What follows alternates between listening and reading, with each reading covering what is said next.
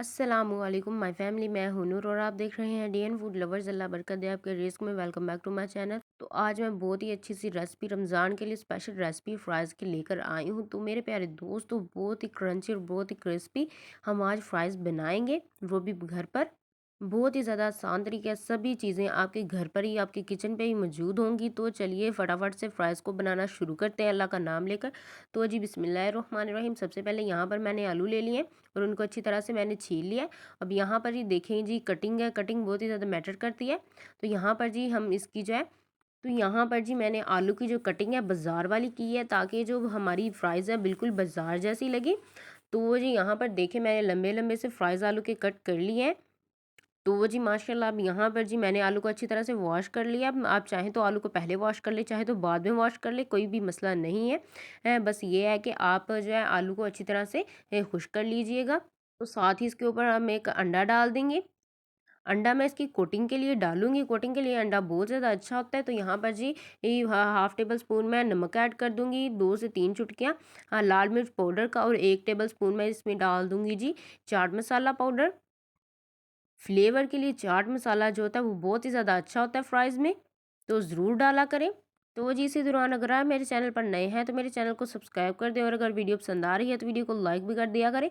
अंडे को मैंने फ्राइज़ के ऊपर डालकर बहुत ही ज़्यादा अच्छी तरह से मिक्स कर दिया है। तो यहाँ पर साथ ही मैंने मैदा लिया है, थोड़ा सा मैदा लेकर मैंने सेपरेट कर दिया अच्छी तरह से आलू पे। पर जी हम जो है मैदा थोड़ा थोड़ा सा करके डालते जाएंगे और आलू को अच्छी तरह से मिक्स करते जाएंगे। अगर आलू नीचे भी गिर जाए तो कोई मसला नहीं, उठा लीजिएगा, क्योंकि इससे खाने में बरकत होती है।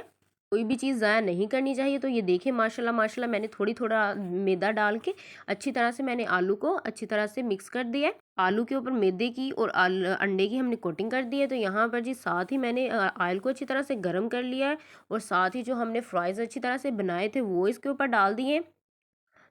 क्योंकि मैदा डालने से जो हमारी फ्राइज़ होती हैं वो बहुत ज़्यादा क्रिस्पी और क्रंची होती हैं। तो जब मैंने फ्राइज़ डाले थे आलू के, तो मैंने जो है फ्लेम उसको लो से मीडियम रखा था, ताकि जो हमारे अंडे की जो स्मेल सी होती है वो अच्छी तरह से ख़त्म हो जाए। और बाद में मैंने इसको मीडियम से हाई कर दिया था, ताकि जो हमारी फ्राइज़ है अच्छी तरह से क्रिस्पी और क्रंची हो जाए। तो ये देखिए माशाल्लाह माशाल्लाह, हमारी जो फ्राइज़ हैं कितना खूबसूरत सा कलर आया, कितनी खूबसूरत सी क्रंची सी बनी है। इसी तरह हम जो बाकी फ्राइज़ हैं उनको भी अच्छी तरह से फ्राई कर लेंगे। तो माशाल्लाह माशाल्लाह, यहाँ पर देखिए कितना खूबसूरत सा इनका कलर आ गया है मेरे प्यारे दोस्त। तो इसी तरह से आप भी बनाएं घर पर फ्राइज़ बाजार जैसी। तो वो जी माशाल्लाह माशाल्लाह, अब चलते हैं फाइनल लुक की तरफ। तो माशाल्लाह माशाल्लाह, मेरे अल्लाह की शान, उसकी रहमतें, नेमतें और बरकतें। तो वो जी मेरे प्यारे दोस्त, तो यहाँ पर देखें जी हमारी क्रिस्पी और क्रंची सी फ्राइज़ जो है बनकर तैयार हो चुकी हैं। आप भी एक दफ़ा ज़रूर आप बनाकर रेसिपी ट्राई करें। अगर वीडियो पसंद आई है तो वीडियो को लाइक, शेयर और मेरे चैनल को ज़रूर सब्सक्राइब कर दें। तो वो जी मेरे प्यारे दोस्तों, ये केचप मैंने खुद घर पर बनाई थी। आप इसको मेरे चैनल पर जाकर देख सकते हैं। अगली वीडियो तक इजाज़त दीजिए। अल्लाह हाफिज़।